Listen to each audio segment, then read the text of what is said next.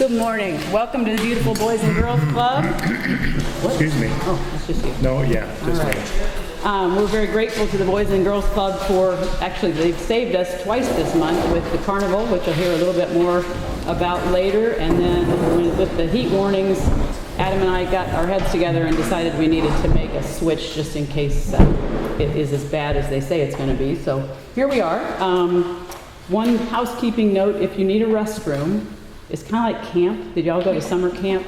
You need to hike up the gravel road and it's on the left. There's a little cabin and it's just kind of a one stall, one sink, and it kind of smells like a camp restroom. I'll say that. But it is well stocked and It's the arts building. it's the arts building, yeah, but it's got one little bathroom in it. So my advice is don't have to go to the bathroom, but if you do, it's there. All right, all that being said, Debbie Ladyman is on the way, but a few minutes late, so she'll be coming in here shortly. I would like to seek approval of the June 22nd board meeting minutes, please. I have a correction. Under the Lemonade Days 4th of July extravaganza, the dates are wrong. Friday, July 7th didn't happen this year. Oh, that's true. Okay. The other date correction is that I think you listed this meeting as being the 21st. Okay. And it's the 20th, I think. So I would approve as amended. Recommend Okay. motion to approve as amended. Thank you. Second. It has been moved and seconded that we approve the June 22nd board meeting minutes as amended. All those in favor, please say aye. Aye. Any opposed? All right. Hi, Debbie. How are you? We just started. The only thing you missed is that the restroom's up the road on the left in the little cottage. Did you do the minutes? Yeah. We did. Did you have any corrections? Just the gross nickel misspelling and the date that it said that the fireworks were to be on July 7th. We got that Yeah, we one. got that. Gotcha. Okay. Gross nickel, we did not. But I can take that as a amendment. can we take that in? Okay, good. All right. Michael, are you ready? Oh, I can be ready. Can you be Madam ready? Chair, I can be ready. You were born ready. I cram for a lot of tests. Okay, me too. We had a good month. We got $227,364 in income. That's because we got our second wave of taxes, $45,483 from Brown County, $137,952 from Monroe County, which added to that 227 income. $143,902 in expenses. We had $32,000 in consulting fees, $8,000 in fireworks, and $6,000 in equipment rental were the big ones for our expenses. So, pretty good month. So that's the treasurer's report for the income and expenses. If I'll entertain a motion to approve the report of claims approval for June 2019. I'll make that motion, Mike. Second. Okay, motion's been made and seconded. Any discussion? All in favor signify by saying aye. Aye. Opposed, same sign. Motion carries. I do have a question. I'm wondering if maybe Adam and you could just verify now that we've got that additional tax revenue coming in. Like we talked about it being restricted, so like those couple of payments that we made, where's it coming out of? And we're gonna have to kind of track that and we need board. Currently, that's under consulting and engineering. I saw that. But at the end of the year, what I plan to do is, since it has to be the board approval, is when we do our transfer of funds, we'll go ahead and approve from the board to utilize that tax revenue, and we'll transfer into that consulting, since that was part of the sediment transfer. Okay, and then any remaining funds? Yes.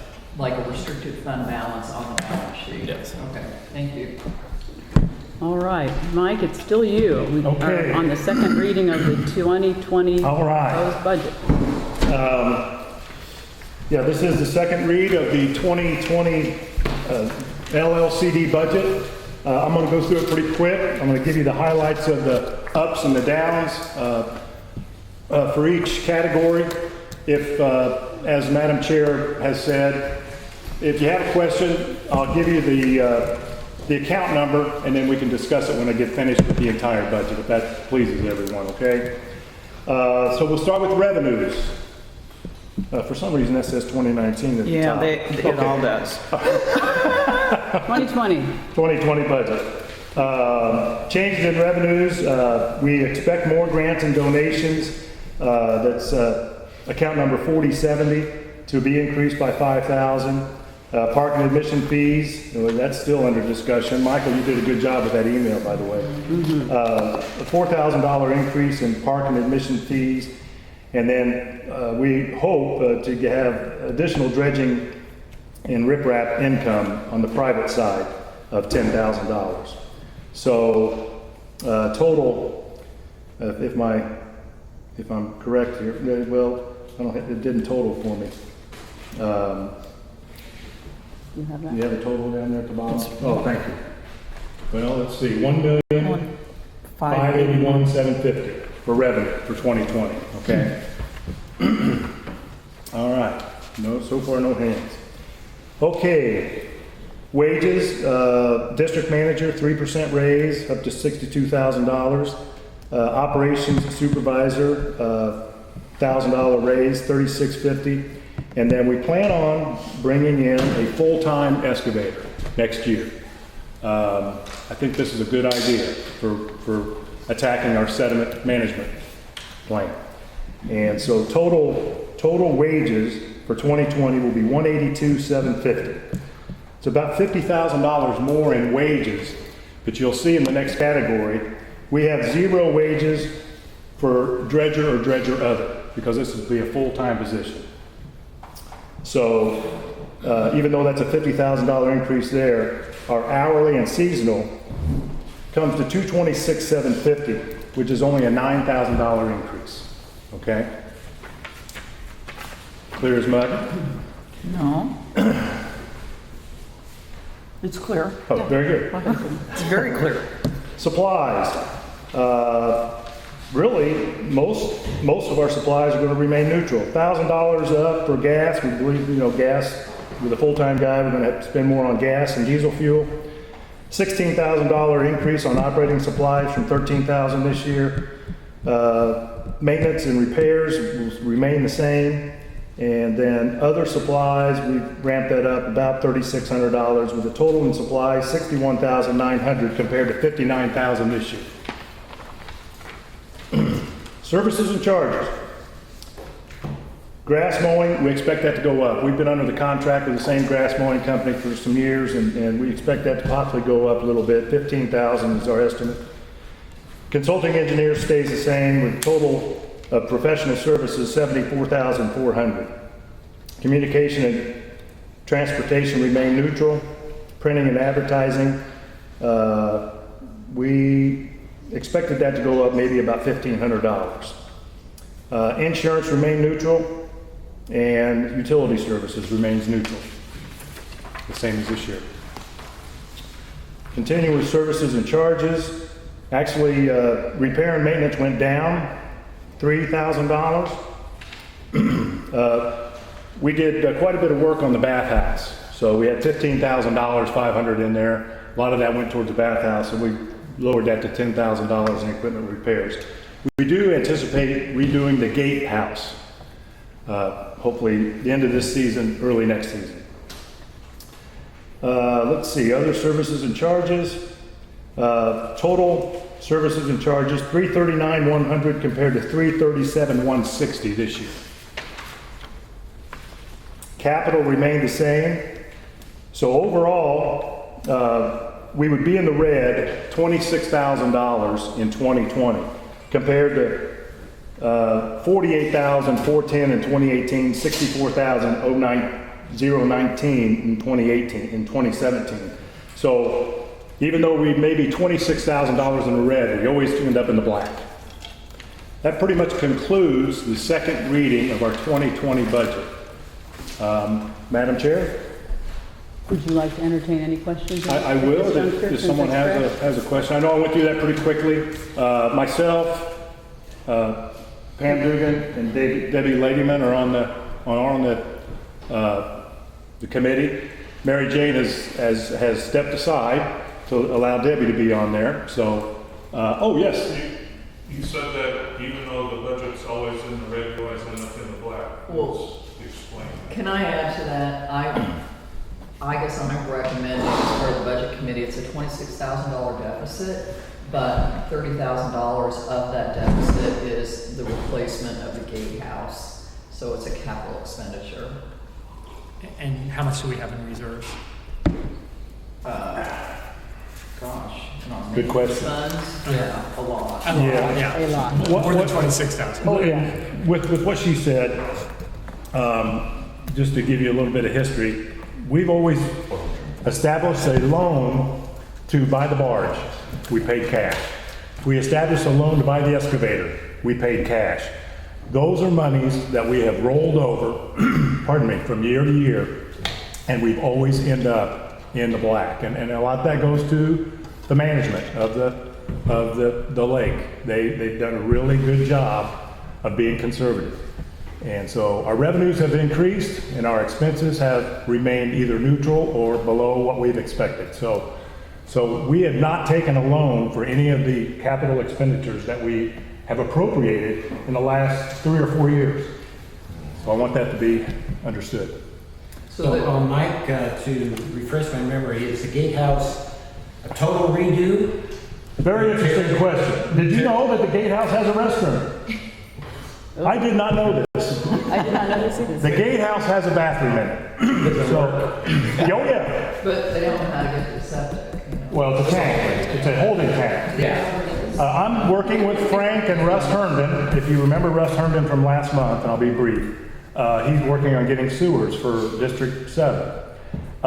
He is also looking into the fact that since this is Monroe County and we do have a tank, a holding tank for the restroom, that maybe there is a way that we don't have to dig the tank up. If we keep the restroom in a wall, it's a renovation. Yes, yes. So we are working on that. Okay, so it sounds like we don't know for sure yet. It's still in the planning stage. Okay. Yes. He even had an idea, or maybe somebody else had one, but bringing in a container and using that as the gatehouse. And then Yeah, you brought that up. well, thank you. We are, well, they make containers out of offices and garages and so on and So so it's forth. really, I think that's a high end replacement, I hope, Adam, on the 30, well, last year, we held off because we were looking at renovations, and since we had to renovate it, we need a bulldozer. But renovations are coming in the $18,000 to $20,000 range. So a complete replacement, I expect every bit of 20 to 30. So you'll start doing that, and taking bids at some point, and there'll be Yeah. discussion. Yeah, 'cause it'd have to be late fall, early spring to work. I have one more thing. We are at the conclusion of a second audit. It'll be my first audit. It'll be since I've been the treasurer. We were last audited in 2016, I think. We have an exit conference on July the 30th. I plan on attending. I hope that you're available. Oh, yeah, that's the first I heard of it. Okay, And technically speaking, the whole board will be invited. Yeah, we'll send out an invite, we'll have a call-in, You can do it by it's not call. mandatory for everybody to be there, but we'll have a call-in and Will you information. send out materials prior to that, like a draft audit report? If I get them, I don't think I I don't get know. those. Typically, They they don't don't provide yes, that. Yeah. But it'll be yeah, provided at the conference. They said probably a couple of months afterwards, after the exit Right. conference. But it's looking pretty good though. We're in good shape. Zero remarks or financials, so we're good. We're in good shape. I'd be remiss if I didn't mention that it's my wife's and mine 33rd wedding anniversary. wow. So, Today? There's no better way to celebrate. Congratulations. right. Congratulations. So she doesn't come to a lot of meetings, but, Happy anniversary. Happy anniversary, so, Karen. all right, thank you, Madam I hope you're Chair. taking her out to dinner. Well, we went to Applebee's the other day and she didn't like what she got, so. Then you owe it. Then you owe it. Got to do it again. That's right. Well, congratulations. Thank you. Thank you, Mike. All right.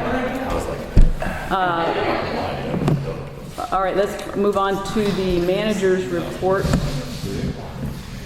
All right, first we'll start off with barge operations. It's actually been a really good year, and I've been really happy with the crew that we have.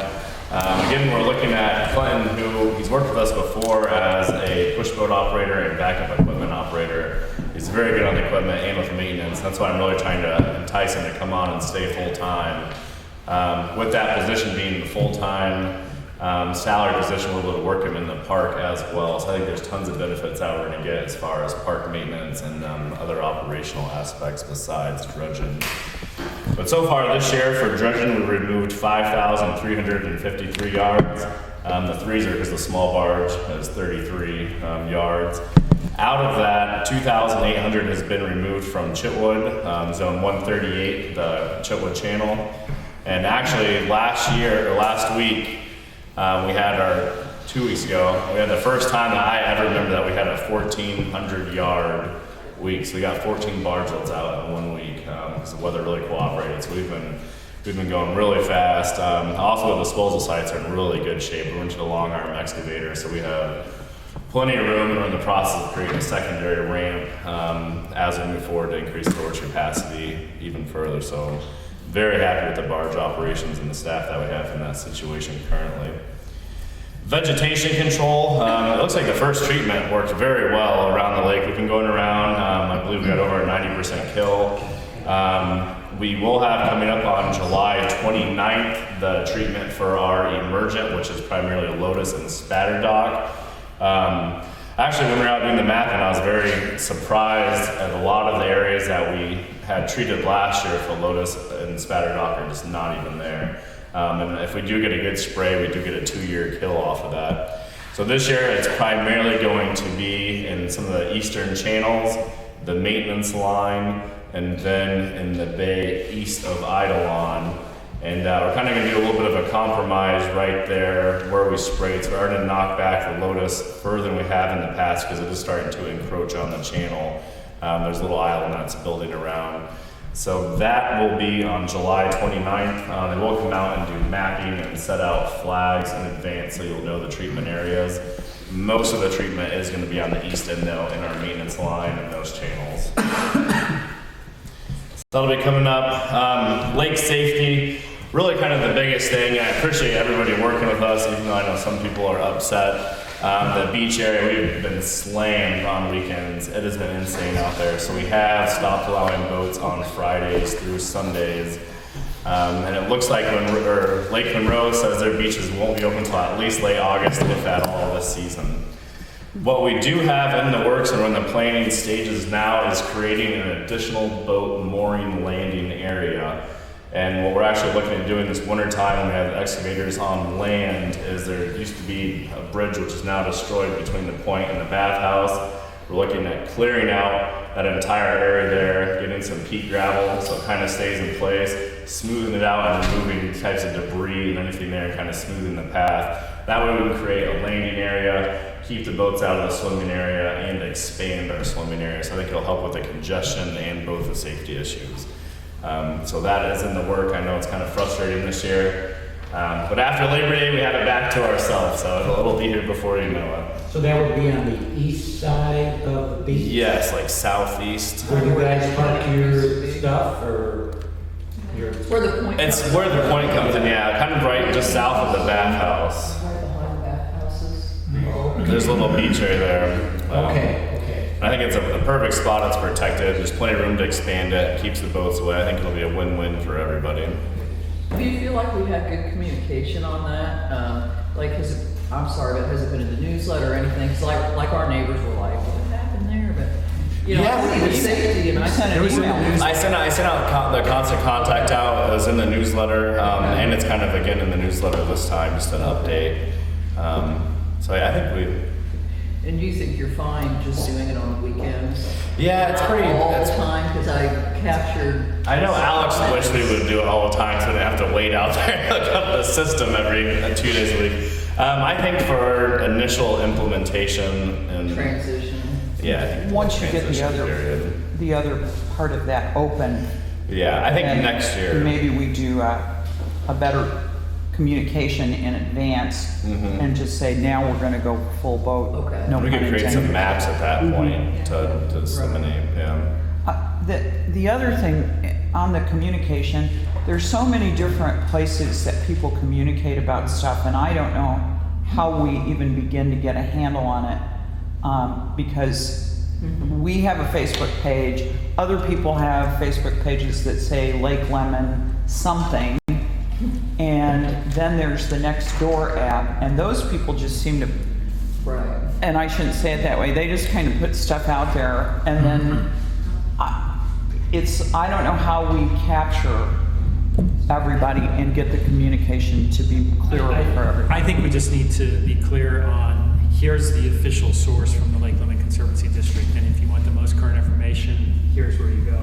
So do we need to have Alex or somebody monitoring that next door Lake Lemon, so when someone. For our sanity, we do not get on next door. I see it, but for my sanity, I don't reply. Right, but do you direct them to, that's the only thing I'm saying. No. There are some people that direct them to the office. There Yeah, are people some shouldn't. Well, and people I that think say- maybe that needs to become the mantra of the board on every, and anybody who's concerned. Right. Contact the office. Yeah. No matter what the issue is, contact the office. And Right. I would like to piggyback on that, in that we have had some unsavory behaviors reported at the park of late. And if you're going to talk about this in the SBC summary, I'm stealing your thunder. But once again, if you see something at the park, call them immediately. And if you can't get them, call me and I'll find them. But we need people to report behaviors that are not appropriate on the spot. And the guys do a good job of getting through there. I think it's every hour on the weekends. And On the weekends, too. they're out there at least every other, But we've had some reports of things on a Monday afternoon, and I won't detail them here, but it's bad. You know, people should not be doing what they're doing in public. So, yeah, well, Well, I would just say the new signage is going to mention that, indecency. that public nudity is, On a early Monday, work hours. anyway, you know, all kidding aside, this, you know, we don't want our park to be the place that's known for bad behavior. That might be information given out when people come into the park. Sure. You know, if you see anything, you know, give them contact. If you see something, say something. Yeah, exactly. Yeah, that's a good idea. absolutely. Yeah. Yeah.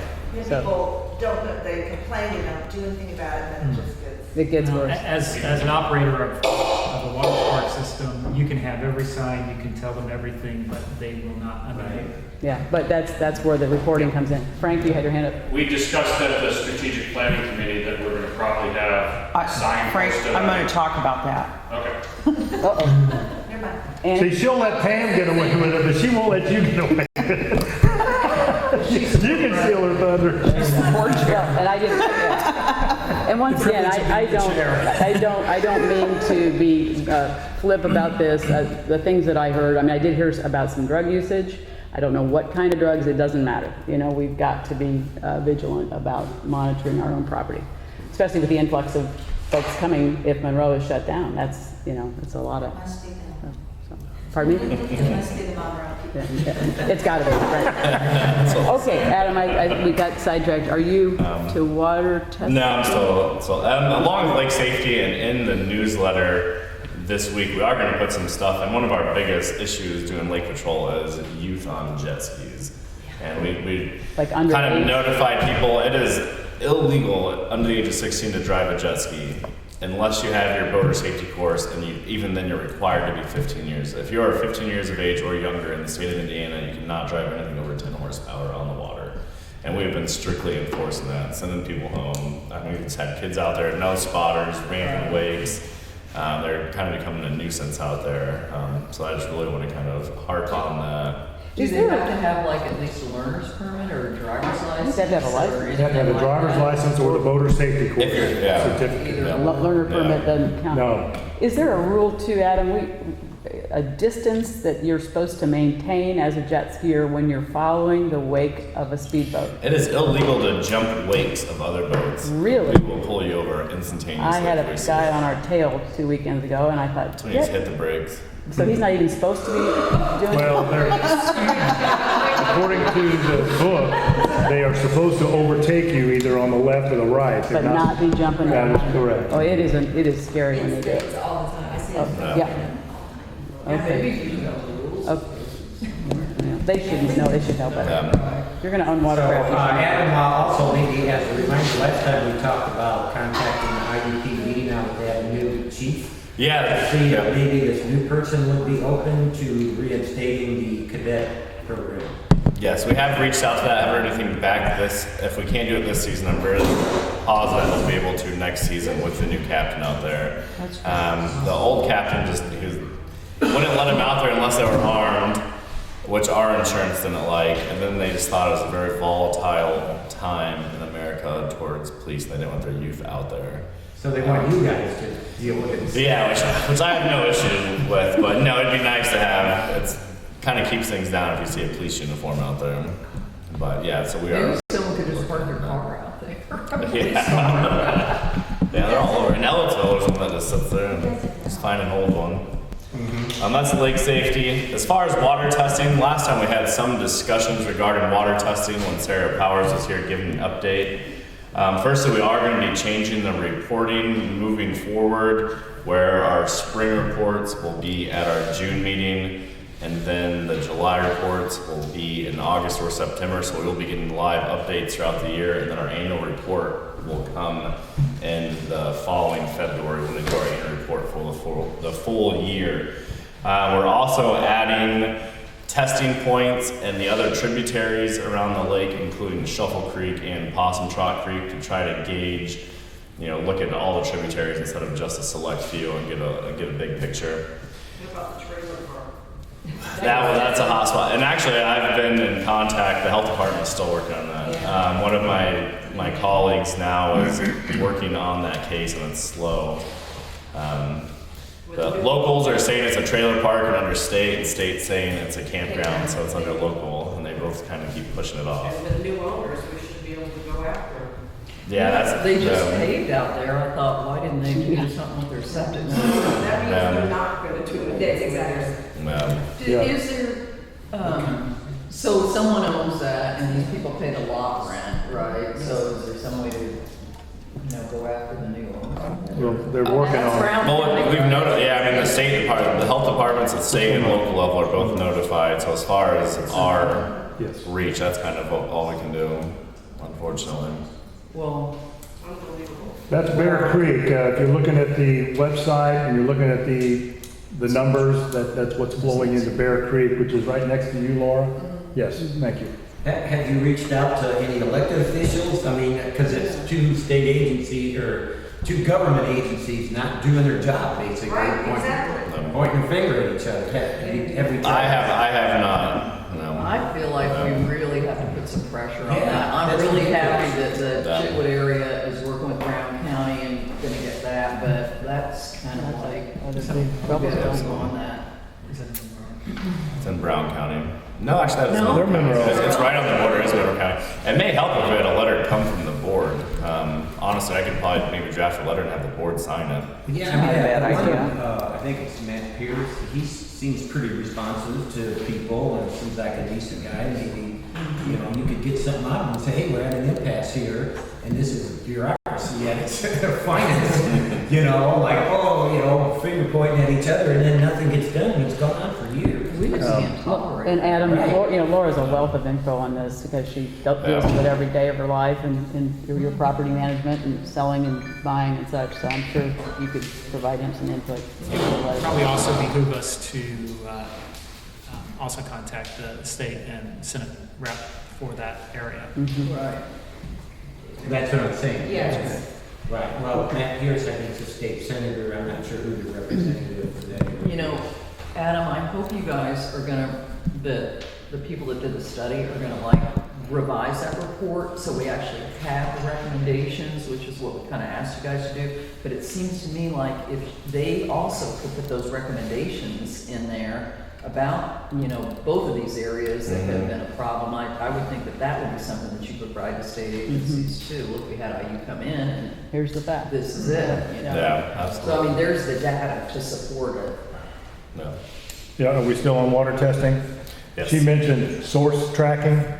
Is that going to be in the next report? They can't do that, but I'm working with Brown County Health Department for that. Okay. As far as the source tracking. Thank you. And I have been in discussions with them, and actually they said they have a 6-hour window to take samples and to get them to the state labs. And they said next time that they send samples to the state labs, they will get a hold of me so I can take samples and run it out to them. So we are in contact. You know what the cost is on that? It should be free for us. Very good. Brown County said since they can do that, they will go ahead and submit samples to the state lab for them. So the cost should be free, if not very minimal. So does Monroe County have that capability? Have you checked with them? I have, they're not, this don't seem to be as willing to work. I think Brown County is having septic issues all around the entire county, so it's very hot on their radar. But I could probably drop samples off from anywhere over there. so. Yeah, it just seems like, I mean, at least when we bought our place in '05 or whatever, I mean, that health department gives you a pretty, good once-over. They do, I think Monroe County is very much more engaged during sales and property turnovers. Yeah. Thank you, Adam. Yeah, absolutely. Along with that, I was hoping to have an addendum to our contract with IU. Currently, we submit our weekly beach samples, which we're required to submit as a permitted public swimming facility, to the City of Bloomington Utilities at a cost of $45 per sample. What I'm looking at doing and hoping to do once we get a potential addendum is having IU start doing our weekly sampling.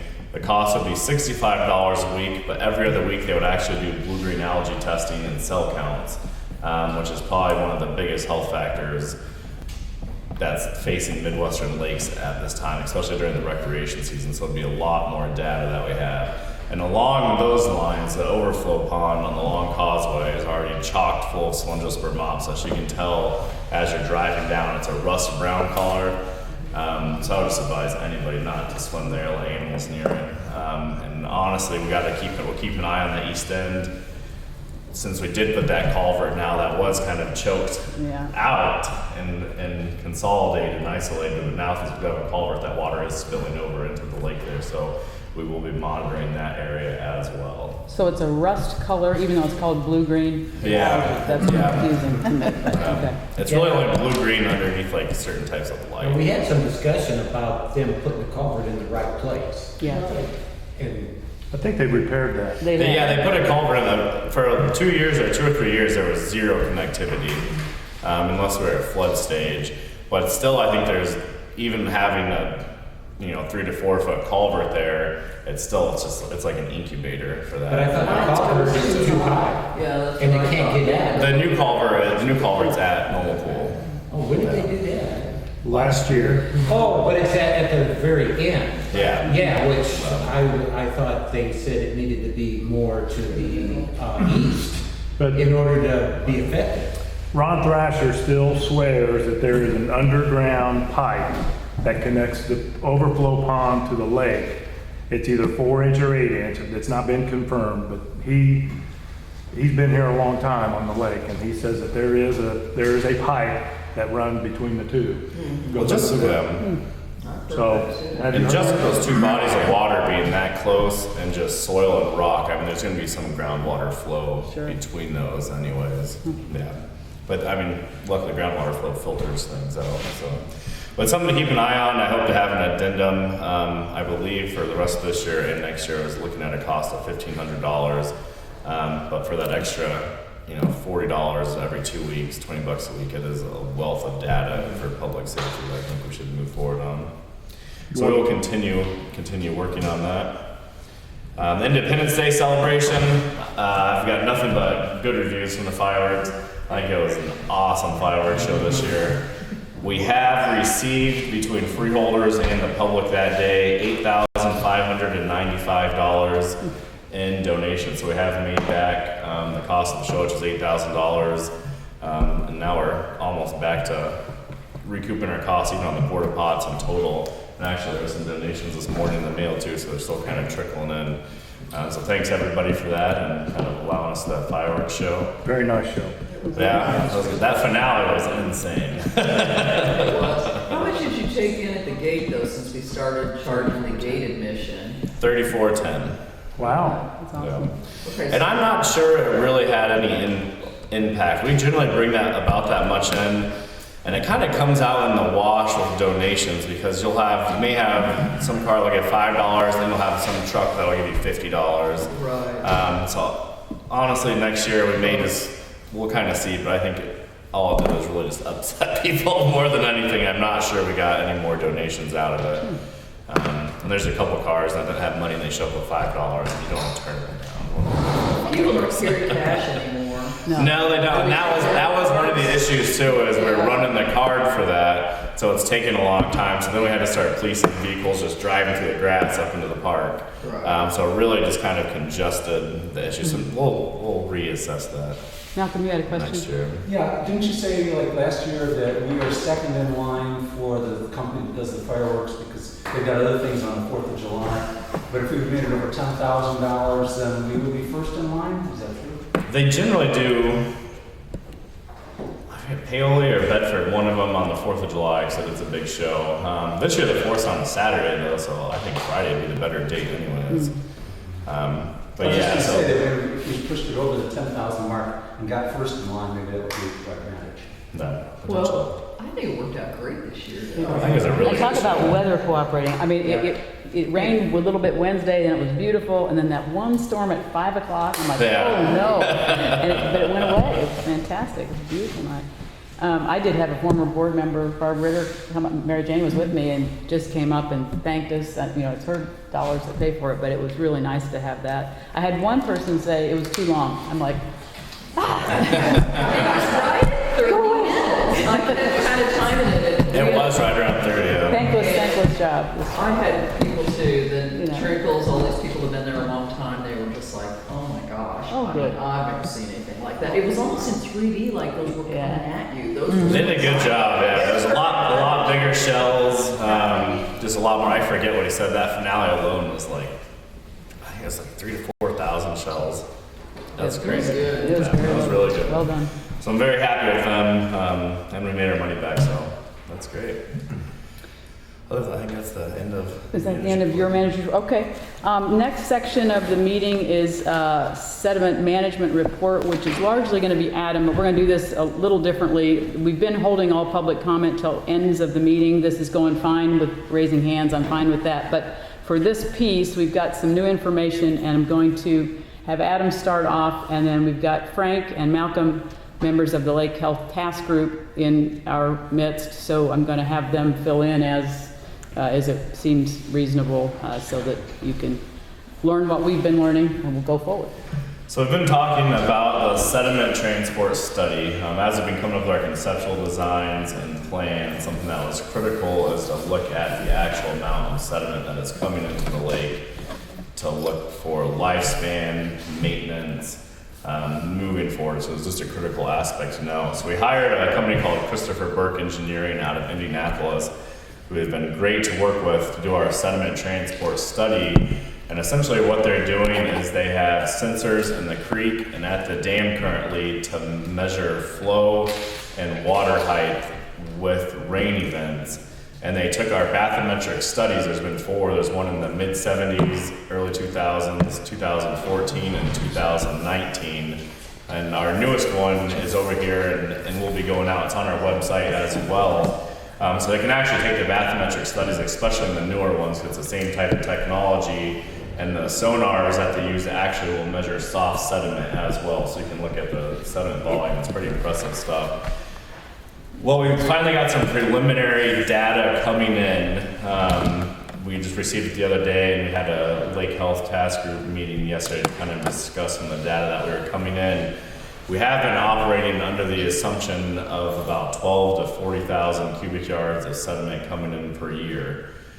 With some of the data that we're seeing now, they broke it out, and we are much more than that. They are estimating about 43,000 cubic yards a year 43? in the Delta alone, and the entire sediment load coming in annually, they're estimating around 153,000 cubic yards. And the data is starting to show that the sediment and fallout of the sediment, because it's so fine, is really spreading across the lake more than we knew, and settling out everywhere. However, in the areas where we have lots of depth, you don't really notice this slow buildup, and it's just a lot more visible in the delta because it is so shallow, and you have the trees there. So a small addition seems to make a lot more of an impact.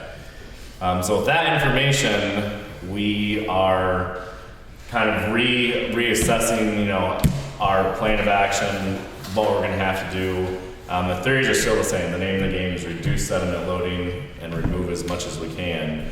There will probably be some more studies going forward with Christopher Burke. The modeling that they're doing, and they're actually going to be making some more recommendations in addition to what we have, which is kind of above and beyond, which is why it's really nice to work with them about the feasibility and then design changes. And then when we actually bid out that first contract, in that there's a secondary part to it that we haven't paid for yet, but a potential addition to that where they can look at the different methodologies and what we'd have to look at functionality of sediment trapping there.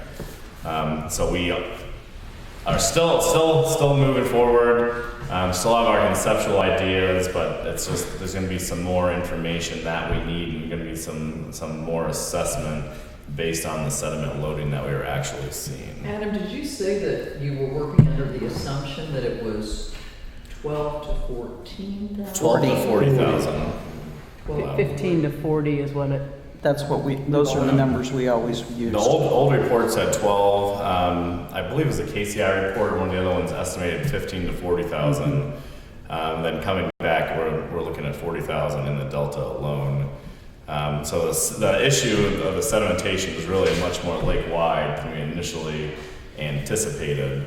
And what was the 153,000 number you gave Total sediment through the lake. to the whole lake? Yeah. 40 of that being So- up where so- I am and the rest. So 3 Into the lake times, proper. 3-4 times. Yeah, and the reason why it's spreading so far is because it's just such fine silt material that's coming into the lake. So when it rains, I mean, you can see visually, we get these plumes that come out, and then for days on end, the entire lake will look like chocolate milk from all that sediment. So that is settling out everywhere, which was kind of a revelation. There's still, the majority of sediment is coming from Bean Blossom Creek, so that is still the focus of attack and kind of the point source where we need to look at reduction. All the other creeks, Possum Trot, Shuffle Creek, just the magnitudes are just, Well, there's even a creek that goes Great. down between our house over there Yeah. that comes from Sagamore, you know, and. We've also seen it back in our area on logging. Sure. Serious problem. I almost called them because it was that bad. Okay. Frank, Malcolm, either of you want to jump in here and add anything? The only other comments is if you go and look on the blue map that's on the ends of both of the displays, it's the same map. But you'll notice around Point Eidolon, there's the formation of a new delta that's forming. We all seen it this year in the channel to come out from the east end as forced voting for Adam has already put in new delta markers. But we essentially have this existing delta that's formed that we've all seen for a decade, but we now can see that there's another one forming right here. So, the end result, as Adam said, is we're getting in, we notice the 40,000 coming in because that's this more solid stuff that dumps as soon as it hits the main body of the water. But the reality of what we've learned is we have 100,000 cubic yards of very fine sediment that we can't really catch. Our Lotus Field system that we talked about will probably not work substantially. Our future design that Christopher Burke is working with us will probably reduce much of the burn sediment field work that we have and focus more on hydraulic dredging. So we will look towards lake areas that are collectively less than 5 feet deep and focus more on making them 5 feet deep than building a berm to try and catch it. We'll just have to be more in a reactive mode versus a proactive mode. Because it's too fine and it's moving everywhere in the lake, we will have Mary Jane will talk about this, but we will have comparisons to show depth analysis that is different over the different studies, the 4 different studies, so we can see how the bowl of water is filling. Relatively uniform. There is obviously the heavy sediment comes out on the east end, but the fine sediment is fairly uniform across the remainder. If you think of this as the Olympic symbol with all the rings, we see the heavy sediment in the far right ring, but all the fine sediment is pretty uniformly dropping in the next 4. How much did we pay Shrewsbury in total for that report? 40? I thought 40. 40. It's just too bad we didn't do this first, because it seems like they should have recommended it, and we would have come up with kind of a different answer, you know what I mean? I'm just saying. It's a catch-22 of, we started with with the KCI information, which was telling us where we were, summarizing all of the work that had previously been done over the prior decades, summarizing that and giving us a roadmap of where to go forward. It included multiple steps in the KCI of where we were recommended to go forward. The board chose to go and do the Shrewsbury work because we didn't have ideas or formulation of options, of costs, of durations, of levels of effort, and capabilities. What would be hydraulic dredging versus mechanical dredging? So we couldn't do everything. We had, because of budgeting, to figure out what direction to go first before we got the technical data. We could have done both if we had the money, but we just didn't have the money. So now, the next step was to go and get both the bathymetric studies and the sediment transport before we begin the design to validate what design we're going to do. And so is Burke our person for doing the design, or do we go back to Shrewsbury at all? That has not officially been decided yet, but we believe because there is this change in the fineness of the sediment, it would behoove us to probably roll forward with Christopher Burke versus Shrewsbury, but the Lake Health Task Group has not formally made a decision yet. Or made a recommendation? The analytical and modeling capabilities of Christopher Burke are definitely They're much at a higher better. scale. So we think we're going to recommend that to the board, but we're not positive. Well, and This to is be very new yeah, news. to be fair, we don't even have all of the stuff from Christopher Burke yet. Yeah, it's What you very got preliminary. is he We said only got discussed it yesterday. Yeah. It's all came in this week. But along with this, what they are doing is we should have the final report sometime in August. But they are actually, the way they're setting up their models and modeling out the lake, they are going to leave it open-ended to where they can do further analysis in the future and actually look at functionality of the current wetlands, functionality of filtering with manipulation.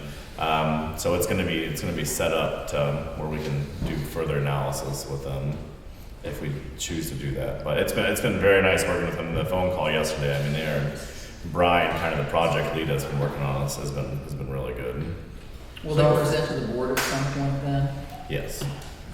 So Frank, is the reason to move away from the berm concept just due to the fact that the berm won't catch the fine stuff? The summary answer, simple answer is yes. Only the existing delta that's already been formed on the very farthest end where we have physical vegetation today, the lotus fields, will effectively work. So if we look at this map, making berms or lines isn't going to be effective because those walls aren't going to slow up the water fast enough because the sediment doesn't settle out fast enough. It's going to flow over the berm. Because it's too light, too fine. Exactly. It takes too long. So the only way it's going to work is if we go into this area here and use the existing lotus fields that are there to trap the water and grab what can fall out quickly. So we'll probably still have the first part, which is opening up some of the channels and diverting some of that into those fields to grab, I'll say, the medium sediment. The heaviest sediment will drop out naturally at the beginning as soon as it hits the mouth of the lake anyway. And then the finest stuff, we're not going to be able to catch. And that's the majority. In mathematic numbers, we're looking at the heaviest stuff is in the 20% range. The medium stuff is probably only a small number. The majority of it is the fine stuff. And that's what Christopher Burke will give us more information in the next 2 weeks, and we'll be able to give you more detailed information forward. And Frank, is that where you were suggesting that then it becomes, for that fine stuff that settles in the more shallow areas, that we actually dredge it to, at least, I mean, the areas that are 5 feet or under? Is that, I'll rephrase that. It's settling everywhere. We're just seeing it, and we will at the big meeting in the future be able to give you analysis that shows it's essentially uniform everywhere. It's just, we're gonna see more and more of it here. Sure. Because the medium stuff and the heavy stuff is allowing it to show up faster, but it's also along the shorelines. If we look and follow the blue line, that's the middle, we're gonna see we're getting a V, and the V is filling up everywhere. No, I'm not surprised. And with the hydraulic dredging, you can accomplish an order of magnitude more sediment reduction in a given season. You're gonna pay for it, but where we, average about 10,000 cubic yards a year, it'd be easy enough to take out 100,000 cubic yards in a year. You gotta pay for it, but that time is, Well, then the $64 question is, and how much more time will that give us? You know? I mean, it may end up where every So- 8 to 10 years, we have to go in and do Yeah. a major dredging project. So in the meeting yesterday, Kevin Fagan, who couldn't be here today, was kind enough to go back and look at the chart, the timeline. And in the period from 1974 to 2004, that 30-year period, we averaged about 29,000 cubic yards of sediment coming into the lake. And then, per year. And then in the 10-year period between 2004 and 2014, it shot up to about 69,000 cubic yards annually. And then in the last 5 years, it has more than doubled to 140 plus 50,000, 150,000. Does it sound feasible or possible? And if the number is 156 that you say now, and the delta is 43, that leaves 100, that's 75% of the sediment coming into the lake is not coming down the river.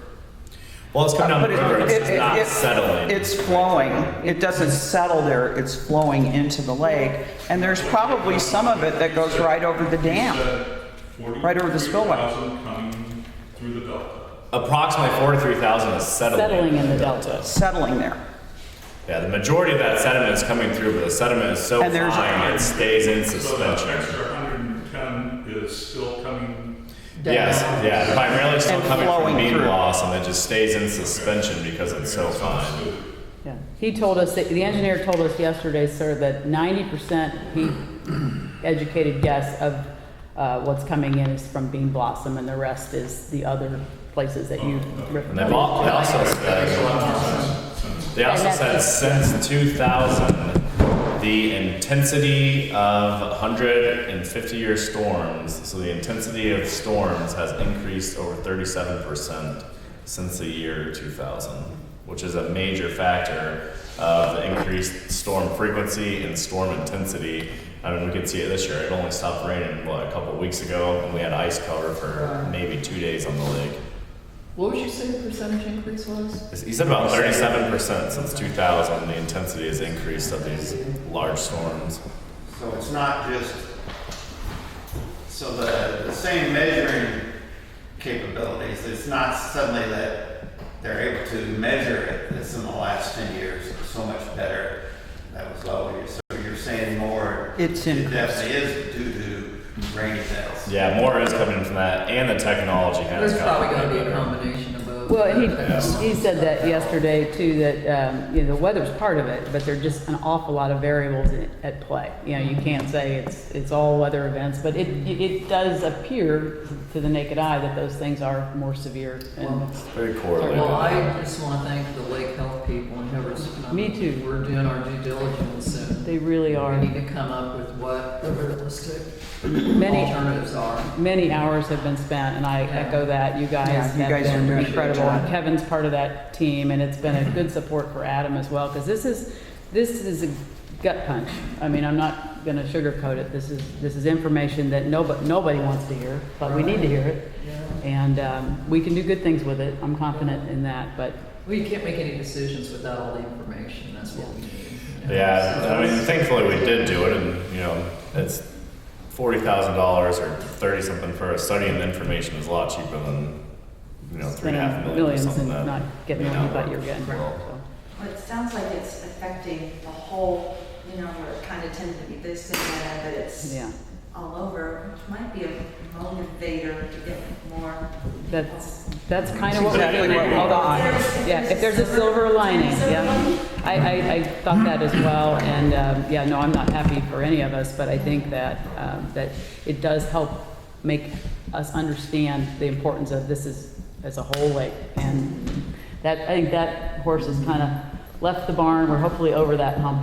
Wait, Adam, when you say that our lake, our water turns over like 5 times a year, it's just crazy, and you Yes. mentioned it, Mary Jane, okay, they heard like, can you realistically expect that sediment is going out too, or is it just like going over? I mean, it's a strainer. It's like a measuring cup. You know, I have a little spout and you're just dumping it in there. So, I mean, some sediment is going out. Yeah, some of the very fine sediment is going out, but I mean, not enough. Not a enough. majority. Not enough, so. Tom Dugan wrote an email to the board about 7 years ago to the chairman, John Shell.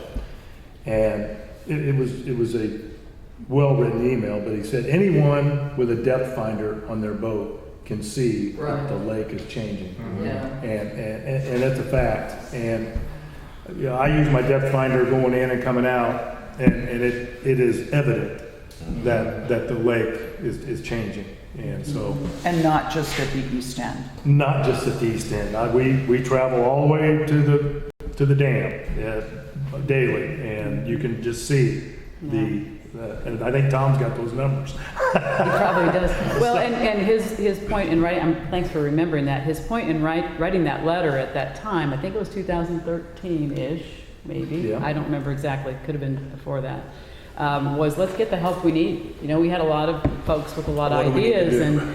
and you know, it was our firm belief that we needed to start getting professional help to help us figure out what to do, and not just digging it out a scoopful at a time and hoping for the best. So I feel like we've come a long way. We got a long way to go, but You know, keep going.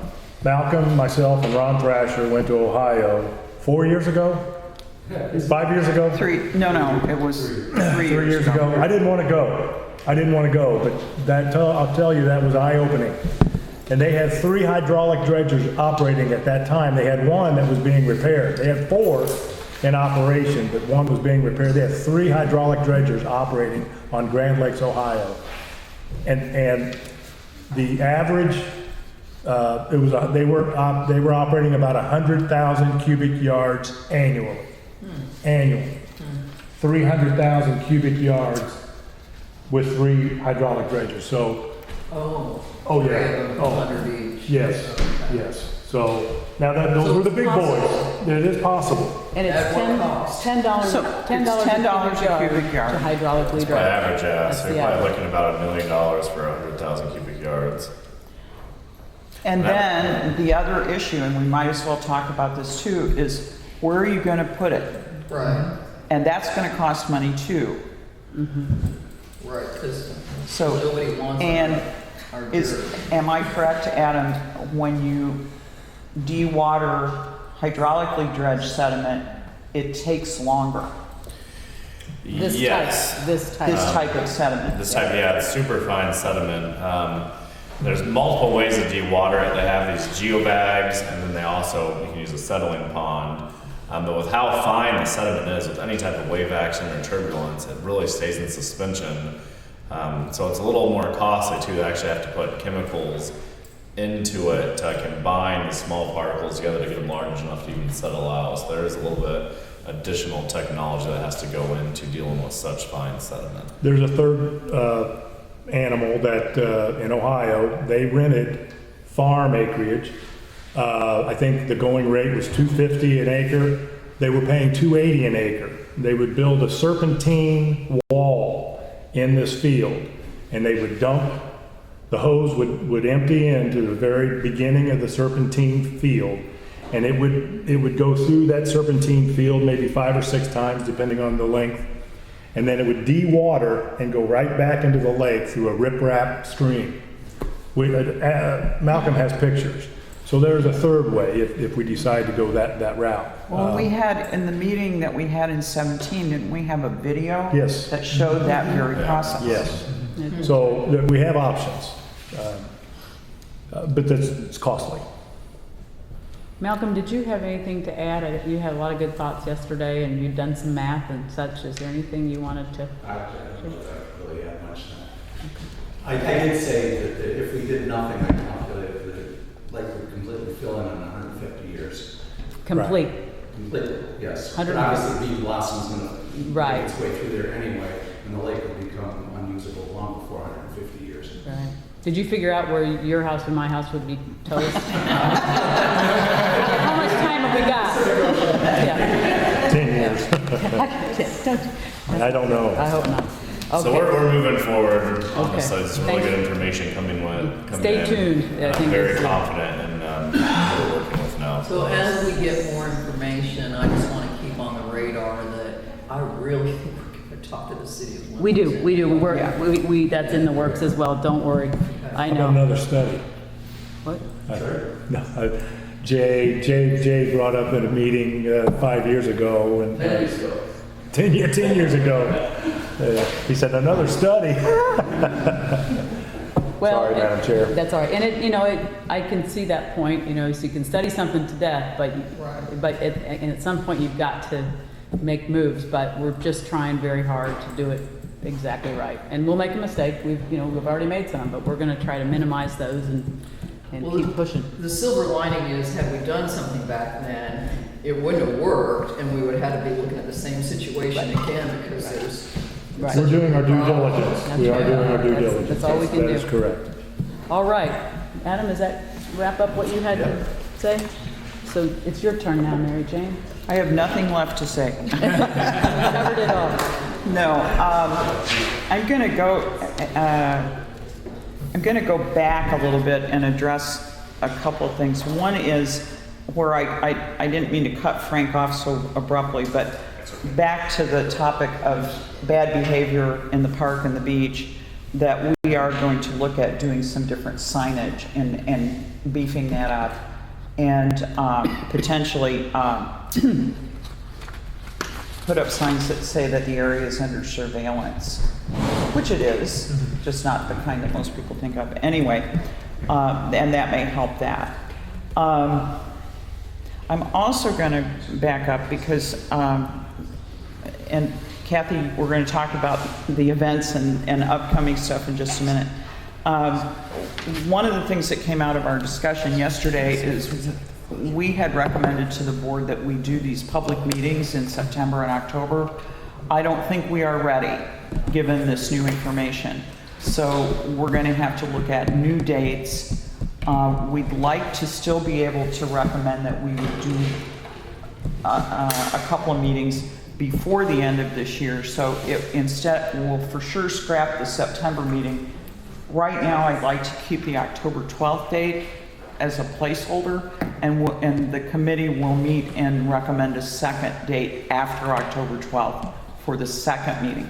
But we're still going to need to do the education on the bonding process and fundraising. So we'll hold that until we know a little bit more about this. And Christopher Burke Brian told us that we would have more data and a report in the next month. So hopefully at this next month's board meeting, we'll have a lot more information. Did you say that other day was October 12th, right? Mm-hmm. So there is a home ball game that day. At least- We've unless had I put this it down. discussion. We're having 2 meetings. Right. And Okay. so if you want to go to the ball game, And you they're won't the come same. on I'll be October. out of town, but. Okay. They're the same meeting. Yeah, it'll be the same meeting 2 times.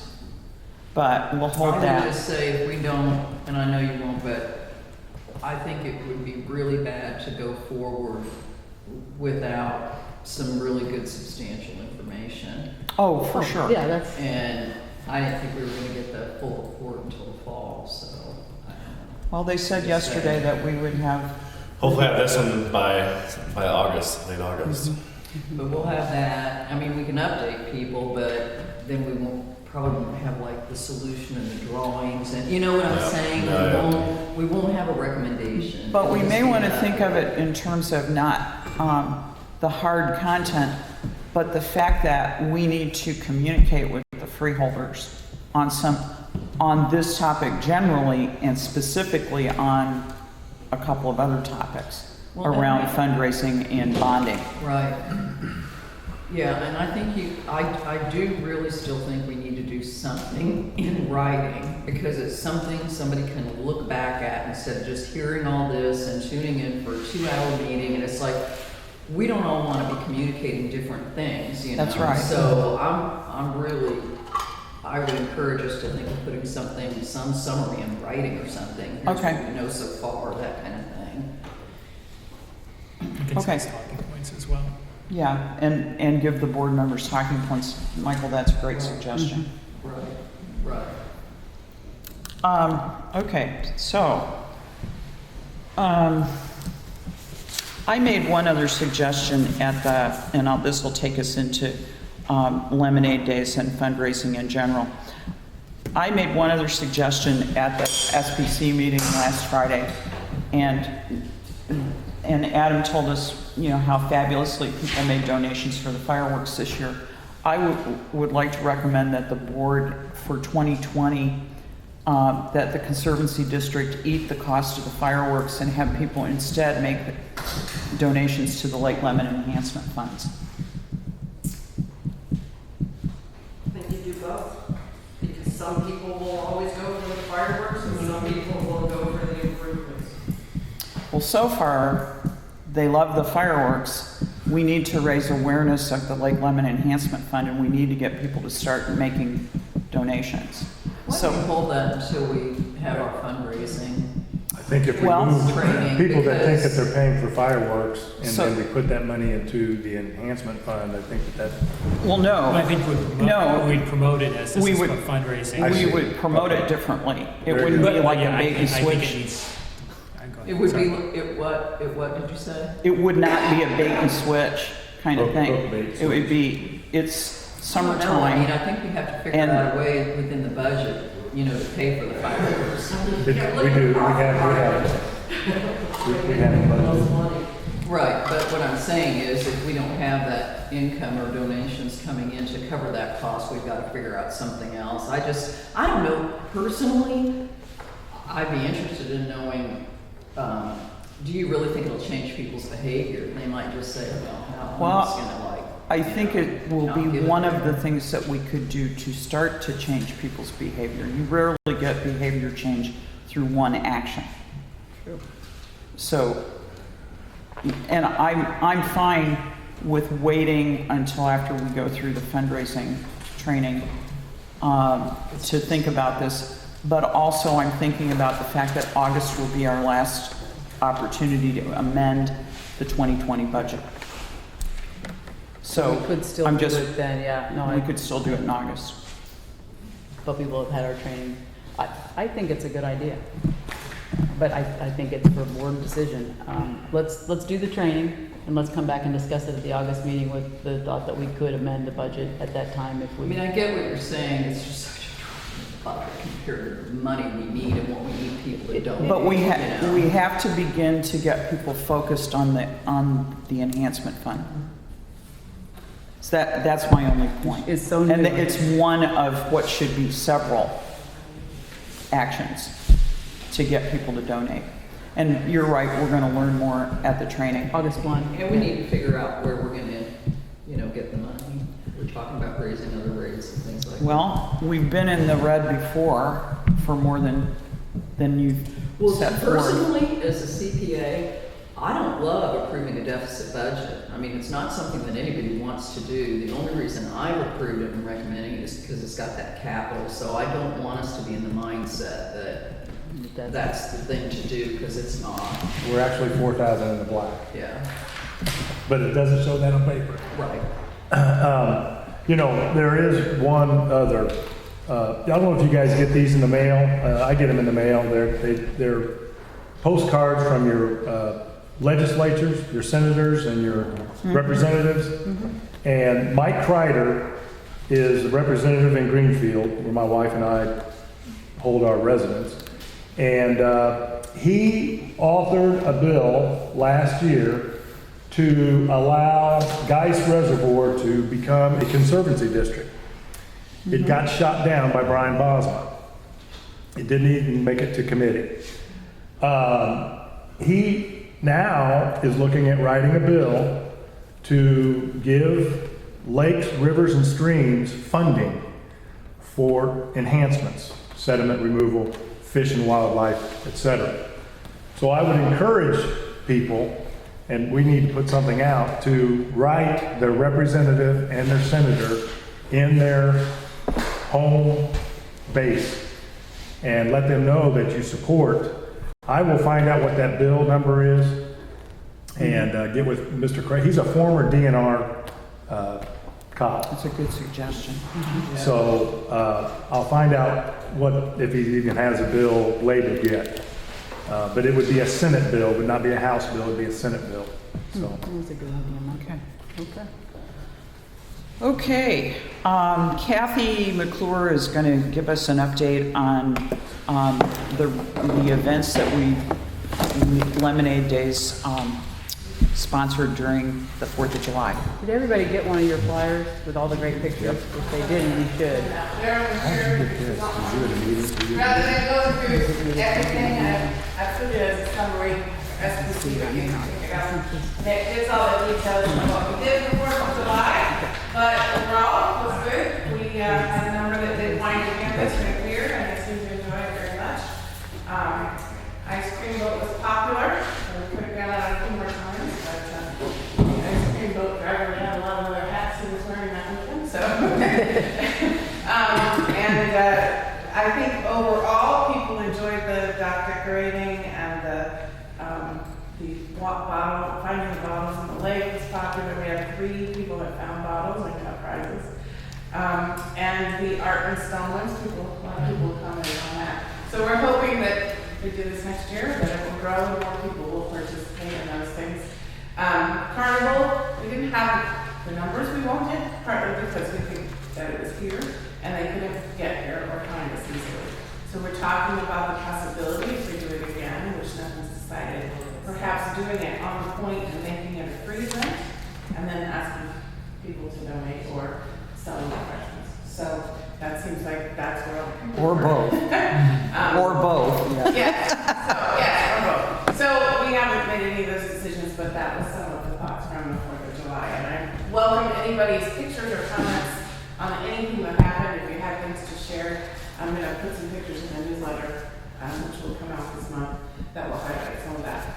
And we're quickly moving on to our next fundraising event, which is going to be September the 14th. Ann and I have been working very hard on getting ready for our home tour by boat, and we'll have wine and beer tasting and music and the silent auction that will be happening on the 14th. So at this point, it's my turn to put in a plug for if you have a house you'd like to have on a tour, please come and see me. We'd like to add some houses. If you could secure a donation, or if you have something yourself to donate to the auction, let me know or Ann know, or you can leave it at the office and let us know so that we can collect those items. So businesses or personal donations and things would be very much appreciated because all that generates income which goes into the Lake Roman Enhancement Fund. And I also have over here flyers about the event on the 14th and letters for sponsors. So if you want to take a letter into your employer or to your own business or somebody that you know to say, hey, would you be willing to donate something for our silent auction? Pick up the letter, you can do it, or I can send you an electronic version. I have generated letters to all the people that donated last year, and those will go out this week in hopes that they might be willing to do it again, donate again, but we're always looking for more things. So if anybody is willing to help us out, it's hard for just a few people to do this, it takes a village. So the more help that we have, the better our event will be.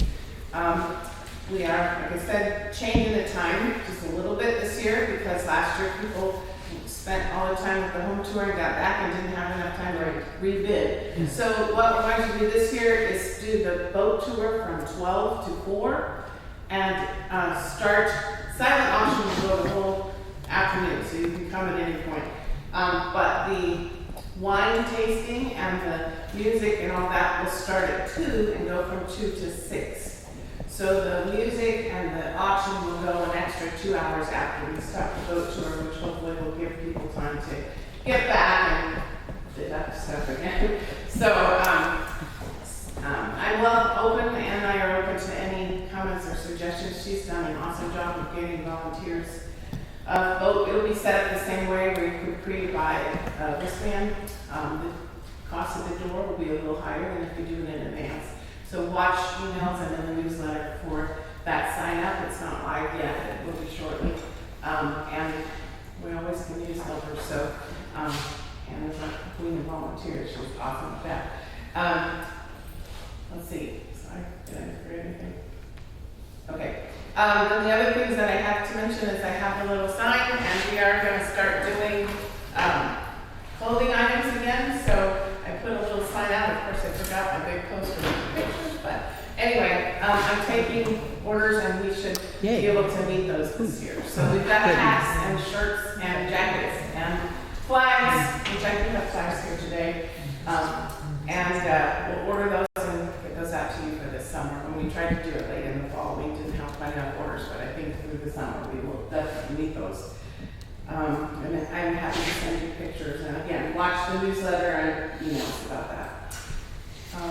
Newsletter will be coming out soon, but we wanted to wait till we had a lot of information to put in this time that we just got. So we're postponing that just a little bit so we make sure that we have everything correct. As always, if you have an idea or an article or somebody I should interview, let me know.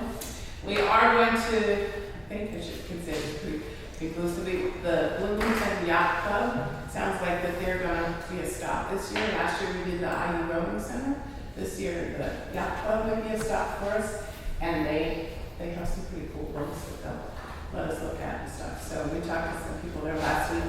I haven't got the official approval from the Commodore, but the people that we talked to sounded like they would be happy to be there. So They had a meeting last Wednesday informally, and informally said yes. oh, that's great to hear. Okay. Well, they were really nice, the guys that we talked to, and there's one guy there that has built his own boat. It was very cool. Tim, his name? This is that boat. Yeah, he's built it all from scratch. I'm going to do an article on him in the newsletter for, he's gone to the Arctic and a whole anyway. The last thing that I have is, maybe this needs to go after the end, but I'm talking. Go ahead. You're going.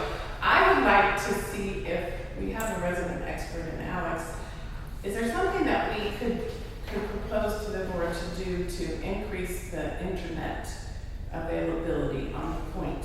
Because when we have a fundraiser at the shelter house, we have a hard time like doing PayPal and things like that. And I think Alex might have some ideas on how to do that. And he was talking to Malcolm anyway. So I would like it if we could maybe look into that and see how much that would be. And because it does become a factor when we have events at the shelter house. If we're going to do paying with PayPal and things like that on the internet, it would help if we could boost that up a little bit. Because right now the internet is at the office, but it didn't reach quite far enough usually. So He can handle it. He taught me to do sticky notes on my new computer because I had real sticky notes. He goes, you can do that on your computer. So I know he's capable. Well, if we could get some estimates on what it would cost, that's probably a good place to start. Booster or something. Yeah, we can get a booster. Paying Comcast. Suggestions. I bet we can get a booster of some Yeah. sort. Yeah. I appreciate everybody's support. We couldn't do the events that we do without volunteers and the support of the board and all the people at the lake. We're working really hard to communicate and to create a community spirit at Lake Lemon. And it grows as enthusiasm grows. So that's our goal, is to kind of, we each touch one person who touches somebody else, and then that spirit and enthusiasm will continue to grow. So we're open to suggestions and ideas. We want to thank you both I would- and yeah. Malcolm so much. You can't just have a bunch of volunteers show up unless somebody organizes it, and you guys work tirelessly, all of you.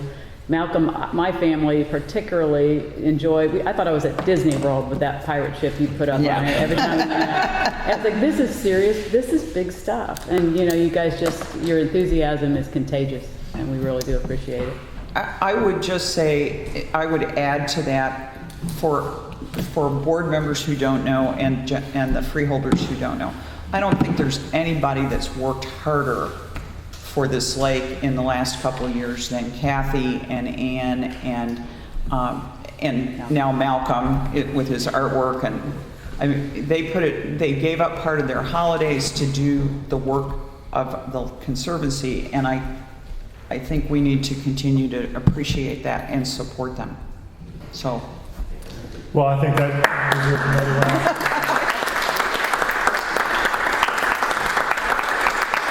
Julia, you had a comment, Julia? I just want to point out the organization that went through with this carnival. It was so well thought out, the games, the stations.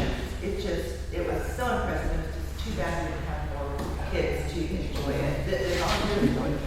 Well, I didn't mention this, but they took some of the games, and Frank had all these wonderful prizes, and they took stuff over to where the kids were, and the kids who were there absolutely loved it. So they loved playing the games, they liked the treats that we brought over and the prizes, and so I think the problem wasn't that the idea, I think the problem was that they couldn't find us here and they couldn't get here easily. Well, I think one, and I think you guys have done tremendous work, but I just have two comments, and that's the timing of the events. I think one thing we should really think about, do we really want to do it over the 4th of July? Because they're so competing And things.